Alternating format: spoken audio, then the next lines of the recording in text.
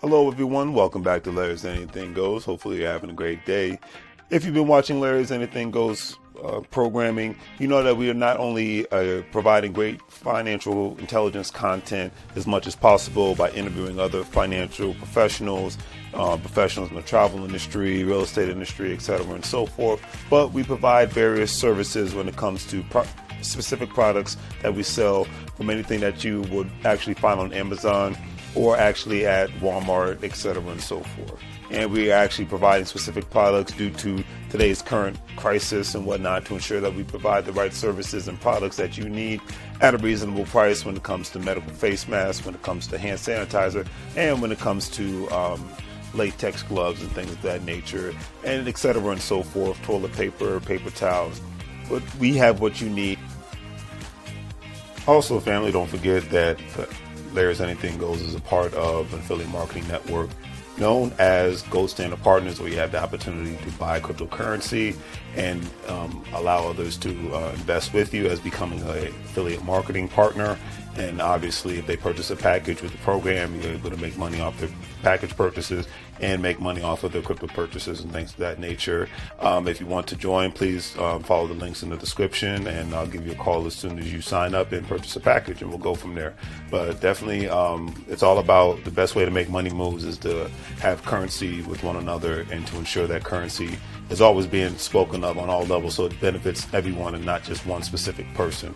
That's a lot of things that people forget about. So think about joining the program, and we'll be able to go from there. But if not, either way, it's always appreciated. And thank you for watching. And hopefully you guys have a great day and continuously make money moves so you don't live broke like a fool. Take care. As you can see, with our various products, we have our financial apparel, as you see, wearing There's Anything Goes t-shirt, financial intelligence is sexy, face masks, latex gloves, things of that nature, to obviously ensure the safety of you and your family all at the same time.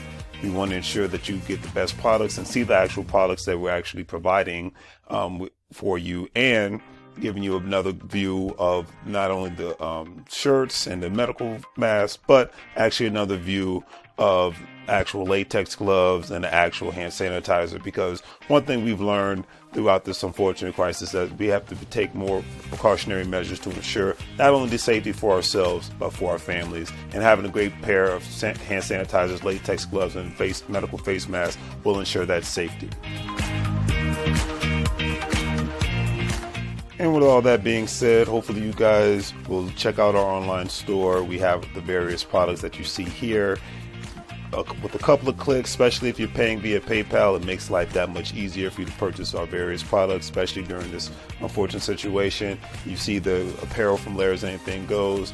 We have the medical products when it comes to hand sanitizer, latex gloves, medical face masks, things of that nature, and various other products. So please check out Larry's Anything Goes. Support small local businesses. We greatly appreciate it, and hopefully that you have a good day.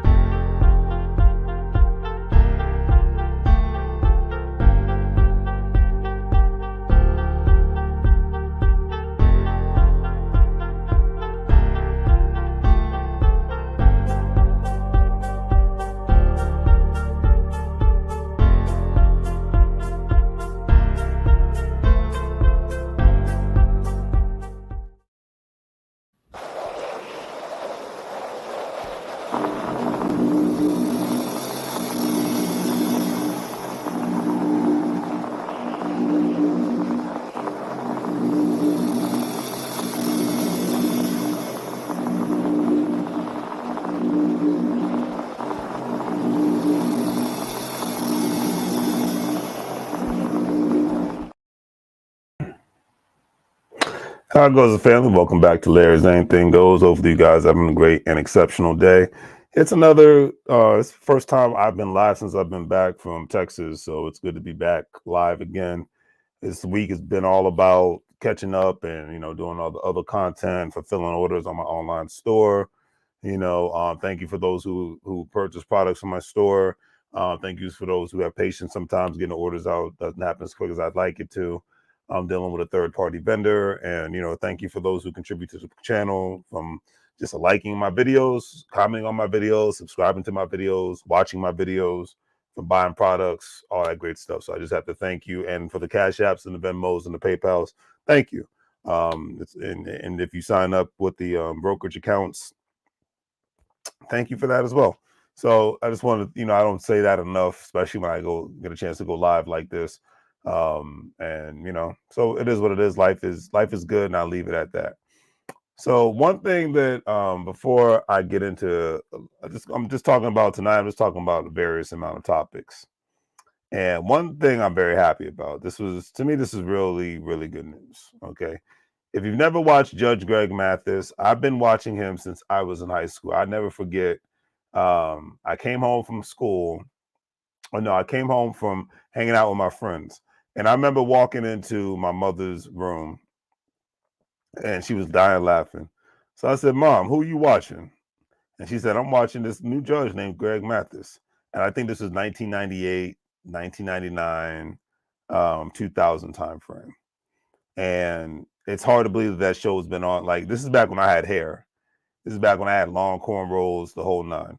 So it was pretty cool to see well-educated, but quote unquote from the hood, from the one of the worst projects in Detroit, Greg Mathis, um, educated, fought very hard. He wanted to be a lawyer so bad and wanted to become a judge so bad that he even went to the state legislature in Grand Rapids, Michigan, because he's from the state of Michigan, in order for him to get his law license, because I believe he had a record and whatnot. So, and I'm just very, yeah, first episode. Yep, September 13th, 1999. That's the first episode that it aired. September 13th, year 1999. So I remember my mom watching the show, and I've been a fan on and off. I don't watch court shows as much as I used to, but I definitely am very happy that because he got some bad news happen in regards to I can't believe the show's been on since 1999. But anyways, long story short, the gentleman, his show got canceled. Okay, because the studio that he's a part of, the People's Court, got canceled with Judge Million. That network is quote unquote getting out of the court show business. And every now, I don't watch court shows like as much as I used to. I don't think many people do, because that's quote unquote for old school daytime television or whatnot. And we live in the got a nap for that generation, the streaming generation. But every now and then, if I just want to get a good laugh and learn something about the law, I'll watch a judge show. Judge Judy, Judge Mathis, Judge Joe Brown, old school, Judge Ross, America's Court, all that great stuff. But anyways, I was just happy to see that Byron Allen, whether you love him or hate him, because at the end of the day, Byron Allen is just a capitalist. He is who he is. I'm not mad at him. But his network picked up the show, and I'm very, very happy about that. Because to me, it's like it's a cornerstone of a show. One, and then two, it shows that when Black people own their own businesses and whatnot, and and they have an effective business, whether you like it or not, it puts people in a position where they can hire others within the community. That's why I always say, regardless of who's sitting in the White House, governor's house, or mayor's house, it's all about what you're doing in your house. That's number one. Then number two, because yeah, like I said last week, Warner Brothers announced that the cancellation of the Emmy-winning show, which has had 24 seasons, over 13,000, more than 13,000 cases and whatnot. Like I said, time flies by. But I'm glad, but at the Allen Group, they are proud to add the Mathis Court Show to Judge Mathis to their portfolio of court shows. And like I said, Byron Allen, I think it's a beautiful thing, and it just shows. And even because even people like Judge Kevin Ross, Judge Maybelline, Christina Perez, Judge Karen, all these people who have these great shows, Glenda Hatchett, They're going to be going on the Byron Allen the Black Channel, or I think that's what they call it, in regards to picking up these different shows. So it's a variety of people. It's not just Black people, but it just shows that when you have your own, just like Tyler Perry, what he's built out there, and which I've had the pleasure at least driving around. I couldn't go inside, seeing that he has a bigger studio, one of the biggest studios in the country, down in Atlanta, Georgia, and whatnot, right next, basically right next to a metro station, minutes away from downtown Atlanta, right next to the freaking airport, and he's got his own Hollywood. Love it or hate it, ownership is where it's at. All right, regardless of how you look at it. So that's just one thing that I was just happy to see in that regard, because it shows that, hey, when you own your own and you support your own, then you can make some moves. And it's not being anti any race, because people from all other cultures do it all at the same time, and they're not anti any other race. They're just about, hey, we're looking out for ours, and first, and we go from there. We're hiring people within our culture, and we're making moves. And it's not about hate. It's just about, hey, you got to look out for your help starts at home first before you can go out and help other people. That's just how the game goes. So I'm very happy to see that, and hope that continues in the future. That's just one thing I can say with sincerity. Now, this one article that I found today, I thought it was very, very, very interesting. And it was talking about celebrating chef culture within African American caterers, because it's rarely ever really talked about, the culinary history of African American food, from soul food to various other foods that comes from the Caribbean, and Africa, and all that great stuff. And a lot of times, these things just aren't really celebrated enough. I mean, heck, when I was in Houston, I went to the turkey leg hut, and trust me, I was killing, because that's a great mixture of Cajun food and soul food. And I always feel like I gain weight in Houston, because they have some of the best restaurants, not only in the United States, but in the world, just to be honest with you. But this article talked about Philadelphia, Northern Philadelphia, specifically, talking about how a lot of Black catering entrepreneur businesses used to be dominated by a lot of enslaved Africans as early as the 18th century. Philadelphia obviously was the capital of the United States of America before Washington, D.C. became the capital after they brokered the deal after winning the American Revolutionary War. They decided to move the United States capital to Washington, so that the people from the southern states didn't have to travel as far, because obviously they didn't have cars back then. They had to go by horse buggies. They didn't even have trains back then. So it just made more sense. But I just thought that was it was a beautiful thing, that, like, great example, of an African American man known as Caesar Crenshaw. Crenshaw was a part of catering General William Howard's return to Britain. And Robert Bogie, who followed Crenshaw. Bogie was a respected restaurant who was the first person of African descent to open a catering company to serve the city's white elite. Thomas Dorsey was the other prominent caterer. Dorsey was an escaped slave who was born in Maryland and sought asylum in Philadelphia. That's the one thing I can say I liked about the Harriet movie. It showed how the reason why Philadelphia and Pennsylvania has such a big Black population to begin with is because a lot of people would leave Maryland and go to Pennsylvania, which was, quote unquote, a free state. But anyways, after Bogle's death, Peter Augustine, a Haitian refugee, would purchase his business. And if Bogle created a catering blueprint, then Augustine took it to the next level. He trained wait staff and other crew in the production of food events. Augustine also provided china, tablecloths, tables, chairs, and other catering products. He rented it to his clients for their events. And Philadelphia was an unofficial center for Blacks in catering, yet up and down the Eastern Seaboard, Black caterers like James the Count, James Professor, Processor, and James Wormley and Jeremiah Brower built substantial fortunes in the food service industry. And even to this day, the food service industry, I don't care what part of the country, what race you come from, if your food is on point, your service is impeccable, you can make some serious move in the catering business, restaurant business, food cart, et cetera, and so forth. So just wanted to talk about that little bit of history, because it's not really talked about that much, and I think it's something that should be celebrated more and more on a regular basis, because, especially with Black History Month being almost over, and, these things aren't talked about enough, and people aren't celebrated enough, especially me. I like, nowadays, I want to hear more. We've heard enough of the civil rights stuff, and there's nothing wrong with that. But I want to hear more about the businesses that were owned. I've talked about the juke joints, talked about the real estate, the insurance companies, and now I'm getting into the catering. But yeah, it's just like I like to, I like to get into the aspects of things like that because that's the information that's just not talked about enough.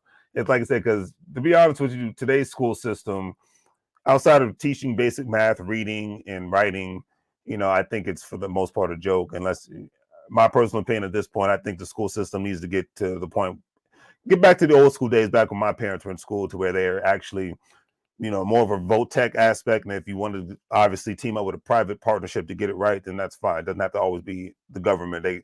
Government does a great job of contracting services out on a regular basis, federal, state, local, and then getting people to get skilled trades, people getting certifications in various different aspects, whether it's insurance, IT, science, technology, the whole nine, because a lot of the school systems are not preparing these young people for the new world. So I commend the parents and any other online programs that are out there that are teaching children what the deal is in regards to being prepared and ready for the new world, because unfortunately too many people, let me make sure, I'm trying to make sure I get this right. So give me a second, because I want to show the pictures of this. There we go. Cool. I want to make sure I got it right. That's why I got this on my phone. Yeah, I want to show the pictures of these prominent places where the businesses that I was just talking about.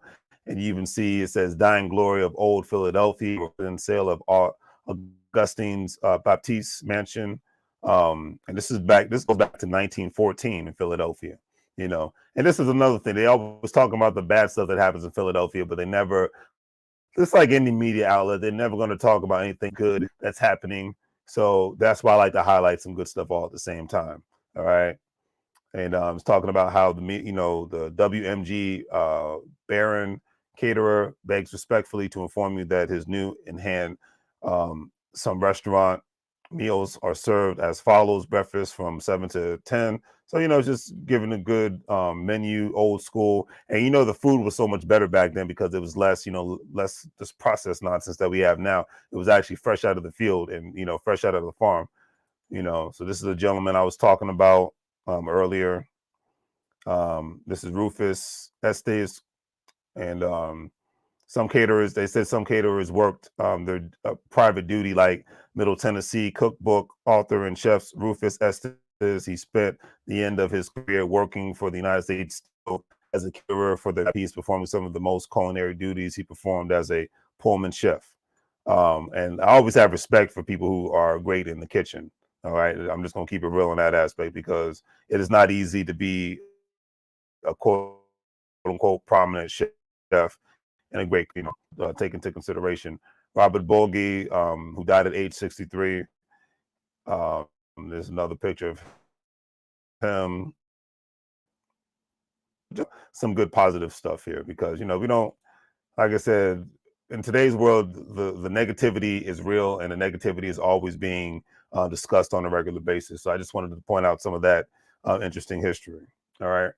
And another thing is, regardless of that's news story that they put out about the Turkey Lake Hut, I went to Turkey Lake Hut on a Thursday, and that place was crowded, and this was around 4:00 in the afternoon, and the line was starting to really build up. So I'm happy to see that Black-owned business is doing great, employing people of all races, people throughout the community within that specific restaurant. And I hope that the plans that they have, from what I've heard, for them to open up one in Atlanta, Georgia, happens on a regular basis. I mean, happens soon, because I know that they're going to be able to just grow and blow up, and be able to help other people become great entrepreneurs in the future, hire people within the community, and go from there. Because right now, if it don't make dollars, it don't make sense. We're past the time of beautiful speeches and empty promises and all that nonsense. It's about if it don't make dollars, it don't make sense. All right.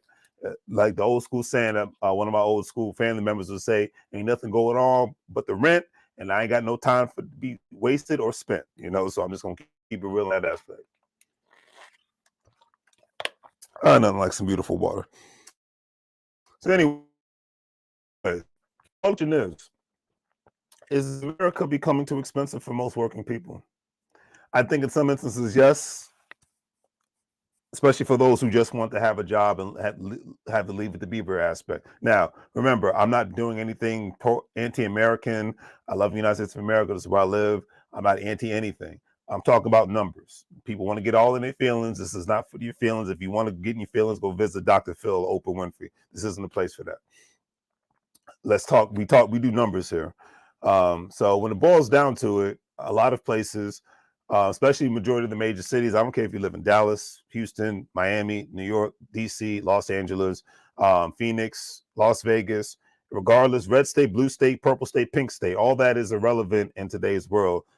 Even like I said, Chicago, Detroit, Toledo, Ohio, Cincinnati, Ohio, Louisville, Kentucky. If there's a major city in the United States of America, the cost of living has been going up tremendously in the past 20 years. All right. And if you don't own real estate within those cities right now, most likely, if you're a regular working person who works a 9 to 5, 9 times out of 10, unless you're the literally top upper crest of your career, making $150,000 to $200,000 a year, it's not going to be feasible for you to own a property within the city limits of any city within the United States of America, whether it's the major cities or the smaller cities. New Orleans to Baton Rouge to Jackson, Mississippi. People, I mean, and you know, people don't, because 10 years ago, people would have said, well, you're crazy. DC had never been an expensive city. It is one of the most expensive cities to live in the United States of America. 5 years ago, people would have been like, Philadelphia, that's not an expensive city. The crime rate is crazy. Philadelphia is now one of the most expensive cities on the Eastern Seaboard to live in. And mark my words, 8 to 10 years from now, Baltimore, Maryland, regardless of what the media says, you look at the numbers, you visit a place by yourself, it will be as expensive as Philadelphia. And in 10 years, Philadelphia will be as expensive as Washington, D.C. Chicago is one of the most expensive cities in the Midwest. And then the Twin Cities, Minneapolis, and St. Paul are behind that. Detroit will be there within the next 5 to 10 years. Grand Rapids, Michigan will be there within the next 5 to 10 years. And mark my words, Cleveland, Ohio will be, like, right now, correct me if I'm wrong, Cincinnati is one of the most expensive cities in the state of Ohio, but Cleveland, Ohio will be there soon. Nashville is one of the most expensive cities right now in the South. The cost of living in regards to owning a house in Nashville is darn near close to the DMV, Virginia, Maryland, and Washington, D.C. Home prices and things of that nature. And in a lot of these major cities, it's more expensive for you to own a home than it is for you to rent. Like LA is a great example. The average mortgage in LA is $5,000 to $6,000, but the average rent is between $2,500 and $3,000. Like I said, it's all about the numbers. It's all about the numbers. It's all about the numbers. Now, some instances, people will be like, well, why are we talking about this? Because I found this sad story. Because unfortunately, I think this is going to quadruple. This is just going to intensify from a numbers standpoint for most working people, because people still buy into this. I'll just get a degree. I have a job only, and I'll take care of my family, and everything's just going to be great. I don't need to worry about having any kind of economic systems outside of my paycheck that I get. And for those people that still have that mindset, I'm just going to tell you, you could not be more wrong. You don't have to take it from me. You can look at the economists and the articles that they put out on a regular basis, and they can go from there. But this story that I found today, it really hit home, because I've worked with people like this who have had people in their 70s and 80s not working because they want to, but working because they have to. You know, I'm not knocking somebody that has a job because they want to have a job, but when somebody is 82 years old, and they have to work at Walmart as a cashier, that is something that is crazy, because this story went, matter of fact, this story went viral on TikTok. If I'm just going to keep it honest with you, this story went honest. It went viral on TikTok. Okay, it was on Twitter.com. Let's make sure it comes up. All right, cool. 82-year-old Walmart cashier finally retires. TikTok helps raise money more than $100,000 in online donations. Now, the beautiful thing about today's online world is that you have the beauty of being put this to help other people out. That's why the guy Robert Lee is such a great, phenomenal person, because he's helped out so many people's food businesses, because he's a food critic in a sense, and he's helped so many people that were struggling, that he's gotten great to people's businesses become great success just by him putting these specific TikTok videos out. And the beautiful thing about his story is that it shows that not everybody that gets on TikTok is looking for ratchetry. Not everybody's looking for on TikTok is looking for people to just shake their butt and do stupid stuff and do corny stuff. People actually do still want to hear some great stories. People actually still want to get some. One thing I can say, 82-year-old Walmart cashier worked his last shift on a Wednesday thanks to TikTok, who helped him raise more than $100,000 for the grandfather and U.S. Navy veteran. Butch Marion of Cumberland, Maryland, so this is next door to my home state of Virginia, was finally able to retire after receiving a check for $180,000, $100,000 online donations from a GoFundMe account. The fundraiser was organized by Rory McCarthy, whose post about Marion, a widower, went viral on TikTok. Says, as a business owner and knowing how hard it's been to try to find good help for my business, I was astounded seeing this little and grinding, working 8 to 9 hour shifts at 82 years old. And the video showed that at Mark Kills as he entered the parking lot filled with friends and loved ones clapping and cheering to celebrate retirement. And I might have talked about this story before, but I think that's just one of the saddest things ever, because one thing I do like and I do preach is I'm all about people enjoying their life. Let's just keep that real on that aspect. I'm all about people enjoying their lives, but I'm happy to see that there's so many more younger people who are not listening to what society says in regards to just work your 9 to 5 and be happy. And the beautiful thing about the pandemic, it made a lot of people think to themselves, hey, especially for those who were able to sit at home, work from home, or those who were able to sit at home and collect unemployment insurance, on those unemployment checks. When you have a lot more time to think, like I always say this, a lot of people from prison, they either come out worse or sometimes they come out better because they use that time to get in better shape, try to eat as healthy as possible, read as many books as possible, takes as many correspondence courses or whatever as possible, especially depending on the prison program that they're in, so that they become out more reformed but become out better all at the same time. And some of your greatest entrepreneurs are people that were in the streets, one, or two, people who were in prison, because not only they don't have any choice, one, but two, they already had the experience doing illegal things, being an entrepreneur just from illegal aspect and making it legal. So that's just one thing to take into consideration. But we know that we've been living in a time frame for the last 20 to 30 years. It's just intensified even more so, where there's no more such thing as a pension. You have just pension plans, and it's all about how much you're contributing to it, how the money's being invested, how much you're being involved in it, and what other streams of income that you have. Because majority of people know nowadays, if I only have one job, and I'm really happy that the young people, because of the information age, because of the financial literacy movement, I'm really happy that the younger people are getting it. It's knocking down their head. The drum is being on a regular basis. Great example. When I was in Houston, I was at Kroger, because I always go to Kroger when I go to Houston to get some stuff, because I try to eat better. I don't want to just eat fast food and restaurant food when I'm out of town. These two young guys, one young guy was in the Army Reserves. One was a cashier, the other one was a bad guy. The other young guy's like, yeah, I do Uber on the side, and I have my t-shirt business and whatnot. He's like, one day my goal is to, He's like, I actually want to be able to have, a goal is to get a junk removal business and possibly a retail / barbershop, because I want to be able to do other things. He's like, I'm going to school right now to get my barber's license. So I gave him a great tip, because I'm like, the fact that these guys one was 19, the other one was 24, and these young guys were talking about making some money moves all at the same time. And this was not just the one guy, this is a multitude of them, having all these different goals and aspirations. They're like, yeah, we're not just going to accept what our employer gives us. We're not just going to accept what some degree gives us. We're going to be like, hey, the beautiful thing about living in the United States of America is, hey, we have the opportunity to think outside of the box and live outside of the box, earn outside of the box. That is the beautiful thing about the United States of America right now.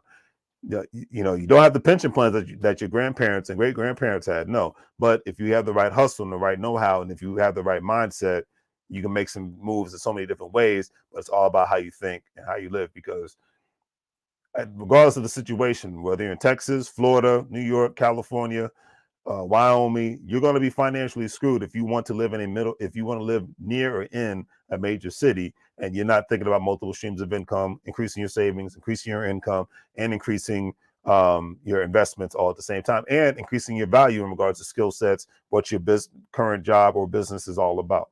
We know that these things matter all at the same time. But to those that don't want to admit these things, those are the ones that are just going to get financially screwed in the future. I see that, right, and that's just keeping it real. Because another thing that continuously keeps growing, I've talked about this 1,000 times. I continue to talk about this on a regular basis because the world is more global than it has ever been before. And another thing to take into consideration, you have more of the quote unquote expat communities, more of the quote unquote retirement communities growing in quote unquote third world countries, which has been happening more so within the last 10 years. And in my personal opinion, I think by 2030, it's going to intensify from an economic standpoint, not a I hate America standpoint, not that I think this country is better standpoint, but because of the cost of living. And this has been the issue regardless of sitting in the White House, governor's house, and mayor's house. Don't make it a political issue. It's all about dollars and cents, brothers and sisters. Okay, it's all about dollars and cents because, like I said, my generation, the millennial generations, one of the first generations to see people make money moves who couldn't even freaking vote, owning real estate and owning businesses, and that at most, if they wanted to, if their money was right, they could write a check to a politician, but voting for a politician they couldn't legally do. So think on that one. But what do I know? Because money dictates policies too, not just votes. But anyways, and I'm from the DMV and I know what it is. So this one article has been circling around the whole internet today. I mean, all over the internet and whatnot. And it's one gentleman has moved to Mali at 33 years old. All right. At 33 years old. All right. He lives the life of luxury at $2,200 a month. All right. He's living a luxury life at $2,200 a month. There's not too many places in America. I don't think there's anywhere in America where you can live a luxury life for $2,200 a month. Now, there's some small towns where there's nothing going on. I think you could live a decent life for $2,200 a month, but even still, you most likely would have to either have roommates or have a partner who brings in at least more money in regards to living on $2,200 a month. All right, and he lives in Bali. Okay, he lives in Bali. Gentleman's name is Olumide G. Benro. And he's never called one place home for long. He's an entrepreneur. He grew up in actually Nigeria until he was 6 years old when his minister's parents decided to move to London, the UK, which is way more expensive than living in. It's like New York City, and they say the cost of living is like New York City and San Francisco. So it's like obviously if you get away from London, it's cheaper. But yeah, they say yeah, and they say the taxes in the UK is insane. So that's why I said. But he says then 7 years later, he was granted a visa to migrate to the United States of America through the country's green card lottery. So his parents and two siblings relocated to Columbus, Ohio. Well, there it is. Just like nothing special about Ohio, and everybody know that's from there says the same thing. So I'll leave it at that. But anyways, he says being a person of color, he said I felt that there were certain times in my life where I just didn't feel valued as a human being. And especially growing up in the Midwest, he says he wanted a creative life, one that was filled with travel, art, and opportunities to meet people from all corners of the world. And that honestly, I can't wait to start traveling the world. I'm actually first time this year, I'm going to get my passport stamped. But he says his parents wanted him to become a doctor, lawyer, engineer, and that's very typical. What they say, especially in Nigerian households. So, and I think that's a great stereotype to have, to want to become a doctor, lawyer, and engineer. Said in 2016, he finished his double master's in epidemiology and behavioral science at San Diego State University. Well, at least you got to get your education in one of the most beautiful cities in the freaking world. He found himself caught between two paths: go to medical school and become a doctor, or travel the world. He stated, and I quote, "All my life, I just followed the rules, whether it was for my parents, religion, or society," he says. "But deep down, I knew that if I took the position in the PhD program, I could never go back. I could never travel abroad, and I'd be stuck to a lab. So I decided to say no. And before I go forward, I get that, and I respect that, because there's so many people like I said, I'm from like the country, even all over the world, where a lot of people make a great living, but they're miserable in their jobs and miserable with their family. And unfortunately, because they're so miserable in their jobs, a lot of times it affects their relationship with their significant other. It affects their relationship with their children. You know, now I don't call that a reasonable excuse, but when you're not looking forward to the day, I don't care how strong you are as a man or woman, eventually it's going to affect you, one, and then two, eventually you're going to blow up like a volcano. Like I said, holding stuff in, you're going to blow up like a volcano. Doesn't mean you're going to kill anybody, don't mean you're going to hurt anybody, but you might snap on somebody. All right. Anyways, he packed up all his belongings and left the United States to see the world, but it would take him years to land in Bali, his forever home. Um, and and he's a part of the what they call digital nomad community. And like I said, with the social media world, it is, like I said, I got a guy I went to college with. He lives between Dominican Republic and Colombia. He's another digital nomad. The digital nomad presence intensified during the pandemic because more and more people have tried to figure out how to make money online, whether it's content, selling products, selling services.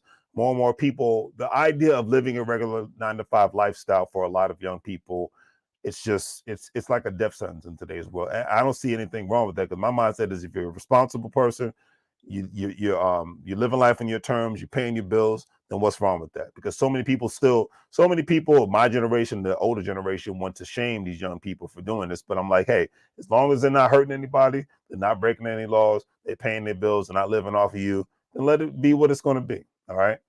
But anyways, his first stop, he went to Berlin, Germany, where he had friends from graduate school. He spent 3 months there on a tourist visa, bouncing between friends' couches and hostels. When he left the United States, he had almost zero savings and no plan. And I wouldn't have did that. But hey, some people just have that I don't care mindset. This guy named Timothy Ward has a successful YouTube channel because he left Florida and he always wanted to live in a more mountainous areas. He lived in Wyoming. I think he lived in Arizona. Now he lives in Colorado, and he could not be happier. He's like, he works odd jobs here and there, makes money online. Some people are just happy living a lifestyle that they don't have to take a vacation from. Now, they might not have the nicest car, the biggest house, but all that crap is really overrated in my personal opinion, because life experiences, learning, you can't put a price tag on that. I just leave it at that. He quickly grew his Instagram following, posting travel tips, dance videos, and other content. He decided to monetize his hobby. He would message other creators and businesses on Instagram and offer to help them improve their social media strategy for a fee of $250. All right, starting a remote business was really tough in the beginning, he said. He recalls, but soon he had a full roster of clients and enough income to make social media his full-time job. He took an online course in social media marketing that helped him structure his business, and an old friend in San Diego referred him to his first 2 clients. So, educated, knowing the right people, taking the chance. My man made some money moves. My man made some money moves. You want to see what it looks like? A picture of him. Let me share this. Here's a picture of him. But that's just, like I said, in my personal opinion, you got to live a life that you don't have to take a vacation from. That's the main thing at the end of the day. Let's see what Chris is saying. Sometimes if a person does not have anything to fall back on, they become the person they need to be. I agree with that. I could not agree with that statement more, Chris. I think that is the realest thing on the planet. Sometimes a person just doesn't need to have anything to fall back on. I mean, a great example, Biggie Smalls and Tupac. They had nothing to fall back on. They did not graduate high school. They both were high school dropouts. And they devoted all their time into becoming the best rappers, and in Tupac's position, actor, that they could be, because they knew that they had nothing to fall back on. Eminem, high school dropout, same thing. He's like success or failure. I remember when he first came out, and they showed pictures of him working his dead-end jobs in the fast food industry or a restaurant, things of that nature. And he was like, hey, I had no high school diploma. I didn't have any skill sets. It was success in the hip-hop industry or failure, So that's just what it is. And that's why they got that work ethic from. I think, like I said, if Big and Tupac were alive to this day, but this is the gentleman that I was speaking of. He's the one living the life of luxury in Bali because he decided to leave the United States of America. And like I said, no hate against the United States. It's just about And a lot of people from the Western world, whether it's the U.S., Australia, Canada, it's not talked about enough in Western media how a lot of people from this part of the world go live in other quote unquote third world countries to live a life of luxury, what they consider luxury. Because my mindset is, what you consider luxury is different from anyone else. So your lifestyle is supposed to be how you want to look. I mean, live. You're the one that has to get up in the morning and look in the mirror and say, hey, this is a great life. We're doing great things. We're going to continuously go forward and call it a day. But anyways, it says once his visa expired, he traveled to Mexico for 4 months. Then he went back to San Diego. But he realized he wasn't happy living in America still. He says there was something about living in America that made him feel like, he says, he wasn't growing. He says, he continues, as a black man, there was a psychological trauma and pressure I felt living there, especially as an immigrant too, feeling like I didn't fit in. He says he officially launched his social media marketing business, Olumide G. Bredro, PR and brand monetization in 2018 while he was still in San Diego, collaborating with celebrity chefs, real estate agents, business coaches, and more. Though he was thriving at work, he still craved a change. So one afternoon, he was scrolling through Instagram and stopped on a photo of one of his friends who was traveling in Bali. She was relaxing on the beach, surrounded by lush palm trees with a coconut in her hand. He says it looked like the perfect place to live. The difference between Bali and every other city, he says he researches, that it seemed very peaceful. All the locals in on the photos online looked genuinely happy and like they spent a lot of time in nature. 2019, he found an apartment in Bali, so I'm glad he was able to go there before the pandemic. Through an acquaintance, and on Instagram booked a one-way plane ticket, and he never looked back. And before I end this off, sometimes you just have to do that. And a lot of people will go to college and not know what's in store for them with two cents in their pockets. A lot of people will move to another state with 2 cents in their pockets. People go to the military with 2 cents in their pockets. A lot of people move to other countries with 2 cents in their pockets and just go for it. Because sometimes you just have to, because, when you get older, do you want to just look back and say, what if? I know I don't. So sometimes you just got to take the risk and say, the heck with it. Because the thing is, it's not like he wasn't an American citizen. And it's not like he couldn't come back to the United States of America. And if he wasn't feeling it in the United States of America, I don't think it's the end of the world. That's my whole thing. I don't think it's the end of the world. He's like, hey, I feel more comfortable living in other parts of the world. There's nothing wrong with that. A lot of people immigrate to the U.S., make their money, and move back to their home country. It's a very normal thing. But the most normal thing now is more and more people going back to, more and more Americans, Western people from Western nations, not just America, and they're moving to other quote unquote third world countries, because not only just cost of living, because that's just one aspect of it, but it's quality of life. And I don't think that that's talked about enough. One's quality of life is very, very, very, very important. And the fact that people don't really edge that in, because people unfortunately associate quality of life with things. And it's like I said, I've worked around people who's made $1 million to $2 million, made $500,000 a year, and they're the most miserable sons of guns you will ever freaking meet, because they hate where they live, they hate what they do, and they hate the people that they're around. So being rich to me is being in a community that I'm excited about. Being rich to me is traveling. Being rich to me is being around people that are talking about business and not just gossiping and whatnot. Being rich to me is being around people who promote positivity, promote happiness, promote, as Dame Dash would say, promote love. Because he says that all the time. Dame Dash, he always says, hey, I'm fighting and promoting love. It might not look like it because he has that Harlem in him where he comes out seems like he's being a jerk and whatnot. But he's promoting love because he's educating people on, hey, don't buy into what the system's telling you. Work with the system, work through the system, and create systems within the system so that you can make money moves working as a boss. And that's what this gentleman did. And he says, he's like, I'm living a life of luxury. Since moving to Bali, he has been able to spend more on travel, dining, and other hobbies, as well as boost his savings. He says, I'm never worried about money anymore because Bali has a much lower cost of living than the United States, he says. For his first 9 months in Bali, he used a tourist visa. Indonesia offers tourist visas, a single entry visa that is valid for 60 days and allows for 4 30-day extensions, adding up to a 6-month stay. He would fly to Singapore and Malaysia for brief trips once he his visa expired, then he would renew it upon return. And soon after that, he switched to an investor visa, which requires proof that you are contributing to the local economy. He expanded his marketing business to help people advertise their properties in Indonesia to qualify for the visa, which he renews with the local government every 2 years. As an entrepreneur, he earns about $140,000 per year. And that's pretty good, especially living in Bali.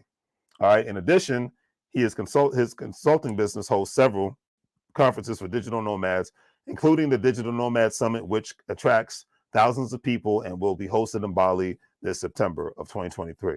And that's like, once again, now I'm glad that the digital nomad communities are being posted all over the place. But I remember back in 2017 learning about the digital nomad communities. You know, I remember there used to be a YouTube channel called Engineering Truth, which doesn't exist anymore because I guess the guy that ran it had some issues, but I won't speculate. That's all I know about it. I'm not going to get into it. But anyways, long story short, he's the one that introduced me to the digital nomad communities. He was the one. This guy was an engineer in LA for like less than a year, then became a digital nomad making money online. And then after making money online, he was actually creating his own shoe brand, opening up factories in Southeast Asia, creating a life in Southeast Asia. The kind of friends he was, you know, like the people that he went to college with, he wasn't associated with them anymore because he wasn't living the regular 9-to-5 lifestyle. Like, hey, if I want to go to a movie on a Wednesday, I didn't have to worry about getting up. He would say I didn't have to worry about getting up at, you know, early in the morning to log into work or go to work or things of that nature. He's like, because I'm an entrepreneur, I could work whenever I want to. This isn't even a new thing. It's just being broadcasted more now. More and more people are getting into the fact of being able to be more economically free, because that's the new version of being rich.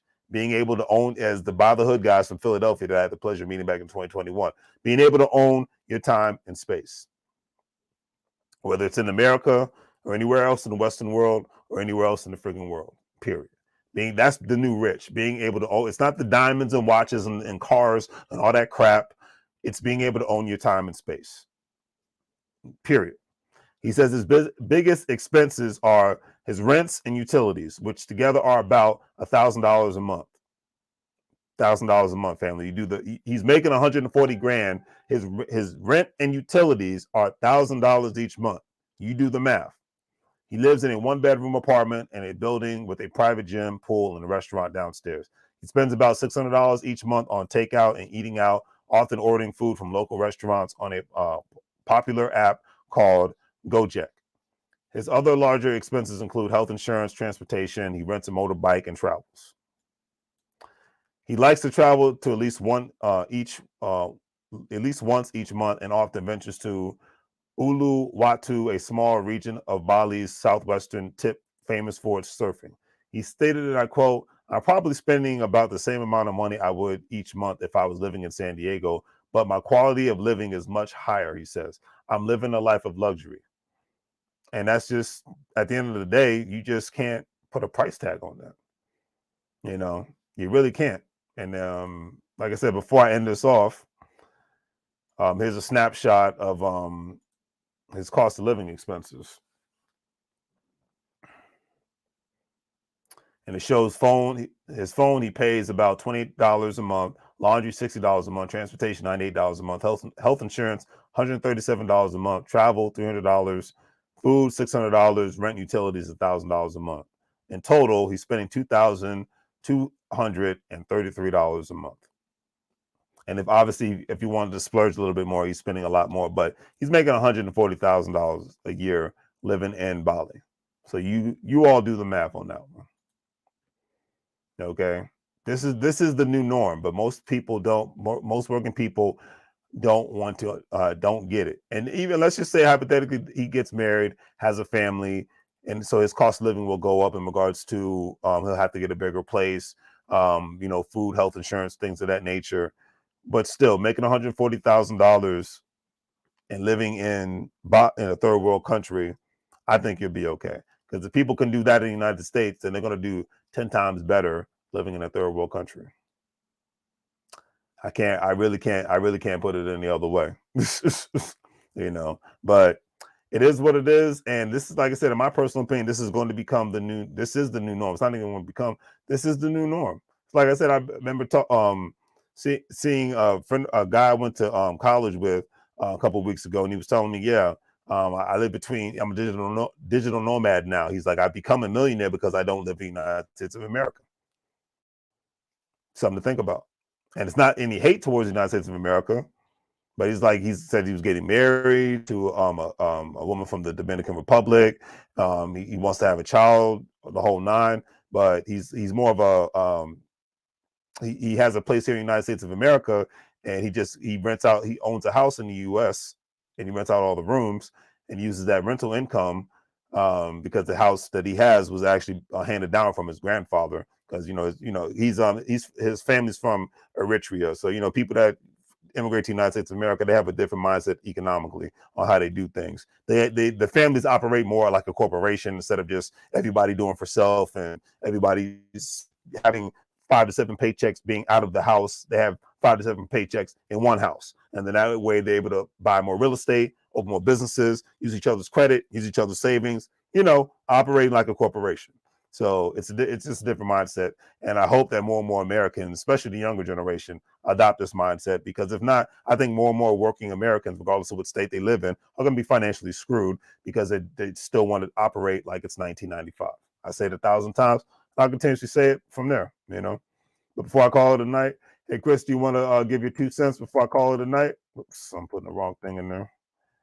If not, I will call it a night because one of my favorite broadcasts is about to be on, and all that great stuff. That's why I'm glad I ate dinner before I came on tonight. It's been a minute since I've come on, but I'll put the link in the chat room and go from there. But other than that, thank you all for joining. It has been a great night, and this is something to think about, especially for the parents out there. It's like if you're not having these different financial systems, if people are not thinking outside of the box, it's just going to make it that much hard for people to become financially screwed. Like this 82-year-old man, and I'm not making fun of him because I've seen people like that at my jobs that I've worked at before, who have to keep working. They're not working because they want to; they have to keep working. And that, to me, that's just one of the scariest and saddest things on the planet, because they don't have enough money saved up, they don't have enough money invested, and even if they're getting paid real good at their job. Heck, a friend of mine in Houston, Texas, he was telling me that. He's like, yeah, man. He's like, there's one guy who's, works at his job. He's like, and he's 72 years old, and he can't, he doesn't have enough money to retire. He needs another 5 to 6 years. And I'm just like, I hope he makes it. Because if he doesn't, it's just like all that work would be just for nothing. But, like I said, at the end of the day, what do I know? But, I hope, I wish and hope for everybody in the future, because I don't want to see more and more people end up like that, because that's just, to me, one of the saddest things ever. If I'm going to keep it real, that's just one of the saddest things I saw, and I just leave it at that. But on that note, family, do the great 3 free things: like, share, and subscribe. Hopefully you guys have a great day. Don't forget, if you're a stock market investor, crypto investor, individual retirement account investor, don't forget to check out WEBULL, Stash, Crypto.com, Coinbase, with all those platforms. You'll be able to make some great money moves, and we'll go from there. But on that note, are you gonna let bro like a fool? Hope you guys have a great night. Thank you for all the support, Chris. Thanks for chiming in. Greatly appreciate it. And it's going to be an interesting rest of the year when it comes to 2023. All right, that's all I can say on that note. But on that note, I'm definitely out, and that's all she wrote.